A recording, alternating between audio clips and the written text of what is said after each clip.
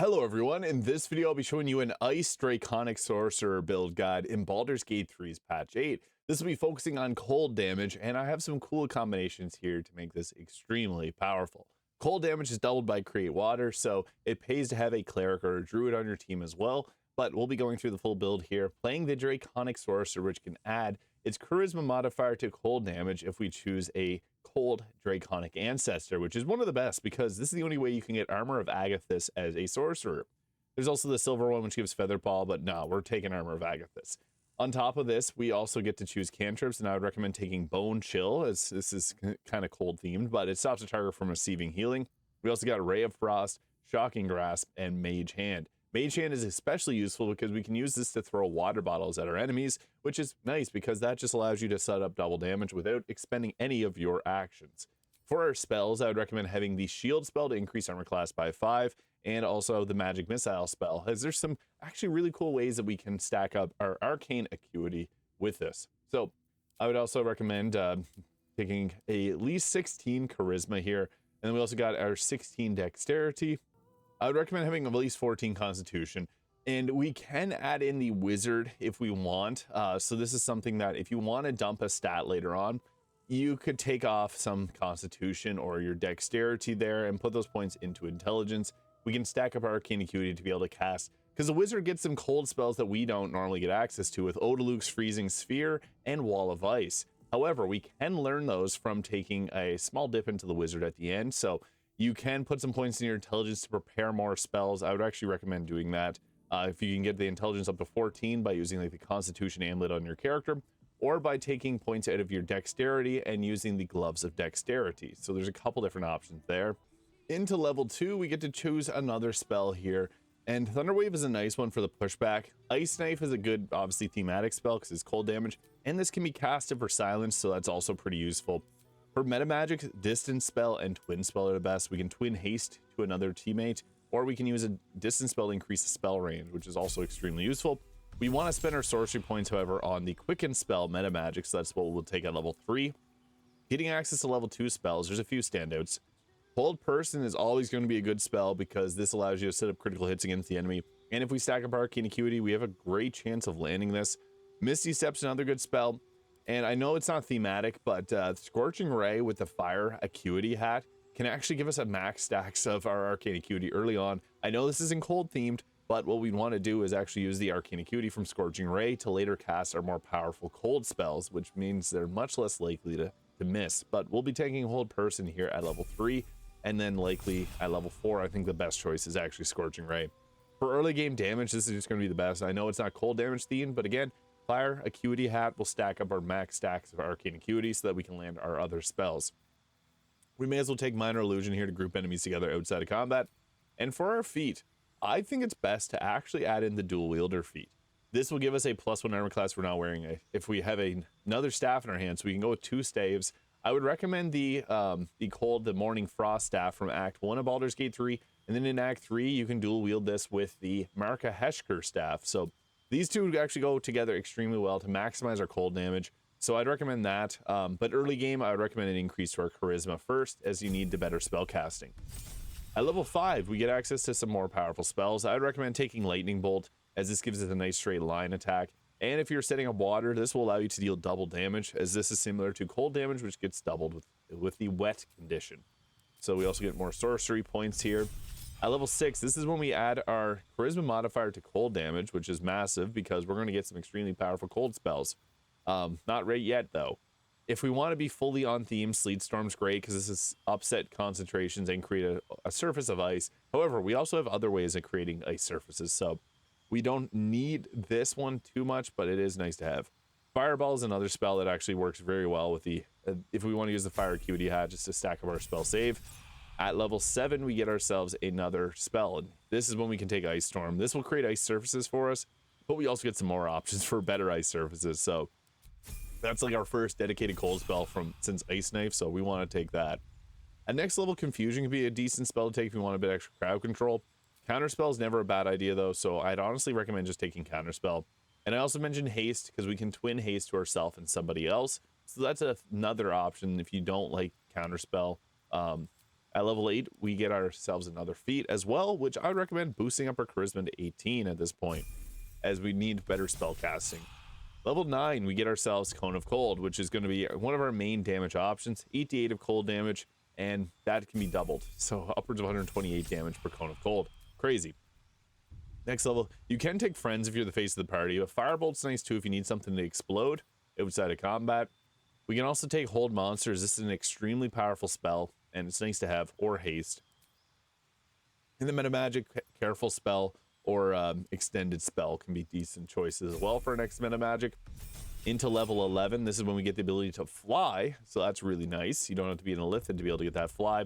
And I would recommend the Chain Lightning spell. This is 10d8 of lightning damage to chains to multiple enemies. If we have water set up, this is going to be the biggest damage option that we have. However, there's, again, some better options that we can use. You also grab Globe of Invulnerability, as this is an extremely powerful spell to have. For our final level, it can be tempting. We can take that feat from the level 12 Sorcerer, but we want to get as many cold spells as possible. And unfortunately, the Wizard is the only way to get that. So we can take, I guess, some more cantrips, friends, ones that we won't typically use. And then for our spells here, I would recommend grabbing Find Familiar. Chromatic Orb is okay. Mage Armor.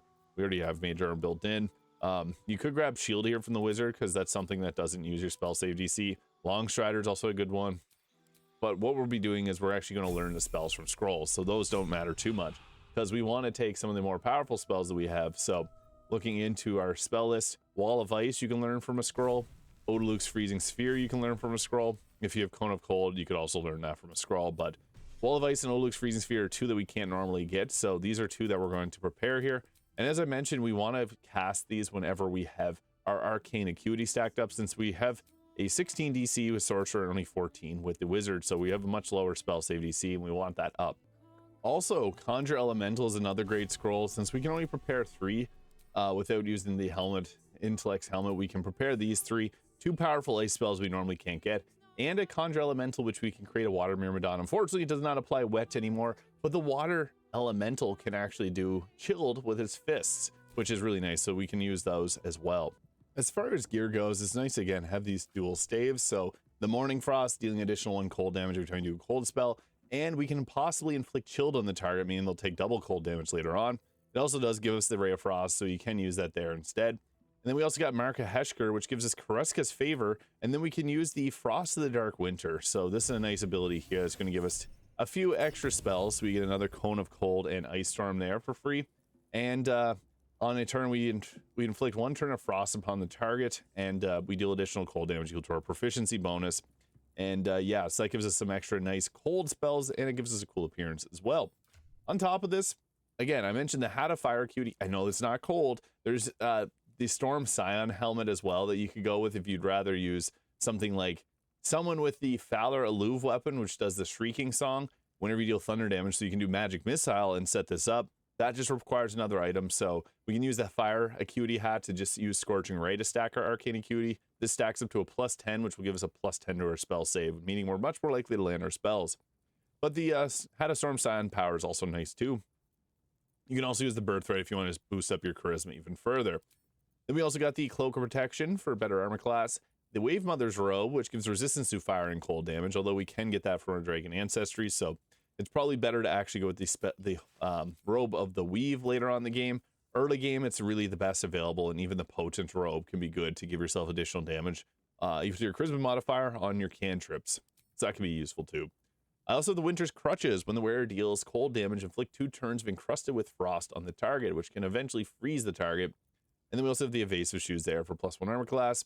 The Snowburst Ring, which will create create ice surfaces below the enemy whenever we deal any type of cold damage. A 4.5 meter circle, which is extremely useful to have. And with that, you want to have someone using the Disintegrating Nightwalker so they can't slip on ice. And then there's also the Hoarfrost Boots, which will prevent you from slipping on ice as well. So it's another option you can go with. We also have the Ring of Protection here, but there is the option of going with the Ring of Mental Inhibition, which will give mental fatigue, making them much less likely to succeed on mental saves. So if you want to land Hold Person, you can hop that ring to make it a little bit easier. Then we also got a Hellrod Longbow to give a +3 to our initiative. And yeah, we got a few different powerful cold spells, so I'll show you what this looks like if we were to get into combat. We got lucky and rolled the same initiative as our Water Elemental, It has the Winter's Breath there, which can make targets brittle. But the big thing is its slam attack, which will create a water puddle around the target. So we can just go into the fray of things there, go attack with that. They now have the chilled status on them. So whenever they're chilled, they're going to take more cold damage. So that's really nice. The elemental can also teleport. So that's another thing that I see some people not realizing. It's got good mobility. But back to us. What we want to do is stack up our damage. So this is actually a prime spot for us to go with an ice storm here, because this will create a difficult terrain. And we can be sneaky and grab every single character in there in this. So boom, 10 targets hit with that. Yeah, ice damage is nice because it's going to create also encrusted with frost on these targets. 2 stacks of that. One from our Winter's Clutches gloves, and then also with our Kareska's ice there too. So extremely effective. We also spawn more enemies because we took a non-hostile, but we want to get Arcane Acuity stacked up. So what we can also do is then go with a Scorching Ray on a target that's going to be a pain on us, and we're going to do multiple stacks, get multiple stacks from it, so we can go with the 4th level or 5th level. And what this means is that we're going to be able to land some of our other spells and be much more likely to hit them. So we'll just go with that there, blast away, and we should get our Arcane Acuity max out at 10. The big reason for this is now we have a 28 spell save DC from our Sorcerer, and our Wizard now has a 26 spell save DC. So yeah, fire isn't really meant to be on this, but it's too good to pass up. Now we can then quicken a spell and then use some of our more powerful spells, which include some really nice ones. So we'll get Shadowheart out of the way, because Wall of Ice is pretty devastating if you use it correctly. We can actually still control it, which is kind of funny. So we'll roll with a Wall of Ice along here, and we can hit multiple targets with that. So we'll go blast with the Wall of Ice, creating that and just making an absolute mess of the place and taking out people. Wall of Ice is so funny when you can just literally grab people on it like that. I love that aspect of it. So yeah, Wall of Ice, very powerful. It does require concentration, but it's strong, and it got buffed in patch 8.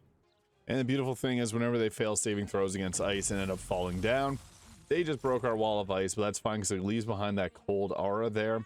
So that's more than fine. And you can see that they're now going to take a bit of extra damage here.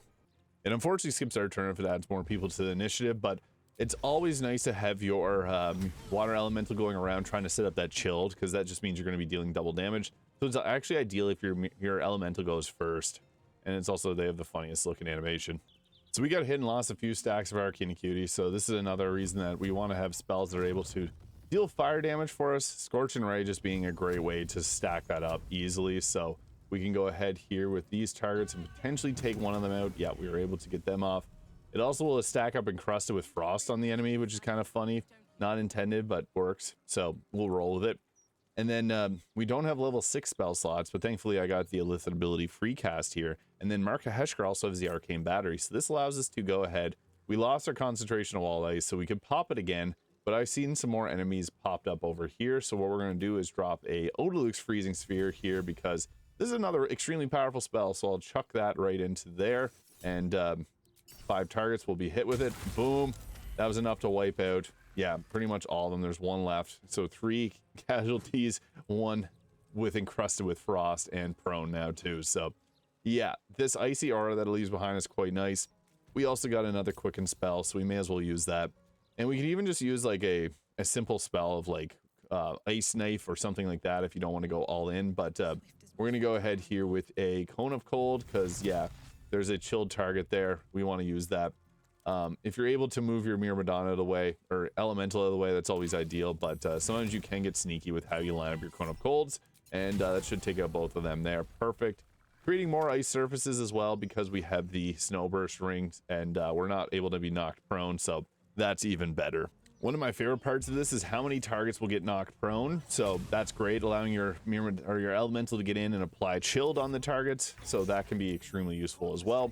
And then back to our turn, we are wiping enemies out extremely quickly. We still have a decent Arcane Acuity, it's only +5. So yeah, if you don't get hit, you're going to be able to save your Arcane Acuity. We just lost even more stacks of Arcane Acuity from the fire there.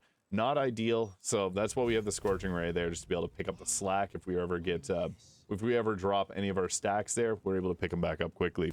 So let's go ahead with just hitting this target here with our Scorching Ray, getting our Arcane Acuity back up. That's the only time that you want to cast your more powerful spells. So like again, the wall of ice that we can powerfully drop down. The best part about this is how often you're able to create difficult terrain for the enemy. So they're going to be much less likely to resist slipping on it. Boom, that was enough to take out both of them. So pretty strong. Yeah, the ice sorcerer is an extremely powerful build in Baldur's Gate 3. And we got hit with another group of them, so we'll just blast away 5 targets. That was more than enough to take them out. Our Myrmidon can survive a lot of hits. It's got 112 health, so useful. And more if you apply aid or any type of Hero's Feast to it. So yeah, you see there, ice and cold damage in Baldur's Gate 3 is extremely effective. So let me know your thoughts on this build in the comments. Hit the subscribe button below if you found this useful, and let me know what kind of build you want to see next. And we'll catch y'all in the next one. Have a great day.